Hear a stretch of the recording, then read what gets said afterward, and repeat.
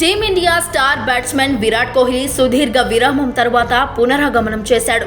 ఐపీఎల్లో సోమవారం రాత్రి Punjab Kings royal Challengers Bengaluru మధ్య మ్యాచ్లో చెలరేగి ఆడాడు. కేవలం 31 బంతుల్లోనే అర్ధ సెంచరీని పూర్తి చేసుకున్నాడు. ఈ మ్యాచ్లో మొత్తం 77 పరుగులు బాది ఆర్సీబీ గెలుపులో కీలక పాత్ర పోషించాడు. ఈ క్రమంలో విరాట్ కోహ్లీ టీ20 ఫార్మాట్ క్రికెట్లో అత్యంత కీలక మైలురాయిని చేరుకున్నాడు. టీ20 క్రికెట్లో 50 పరుగులు లేదా అంతకంటే ఎక్కువ స్కోరు సాధించిన ఏకైక భారత బ్యాట్స్మెన్గా కోహ్లీ నిలిచాడు. పంజాబ్పై హాఫ్ సెంచరీతో పొట్టి క్రికెట్ ఫార్మాట్లో 100వసారి 50 కంటే ఎక్కువ స్కోర్ను అందుకున్నారు. ఇందులో 92 అర్ధ సెంచరీలు, 8 సెంచరీలు ఉన్నాయి. కాగా గత రాత్రి పంజాబ్ కింగ్స్పై కోహ్లీ 77 పరుగులు బాదాడు. కోహ్లీ ఇన్నింగ్స్లో 11 ఫోర్లు, 2 సిక్సర్లు ఉన్నాయి.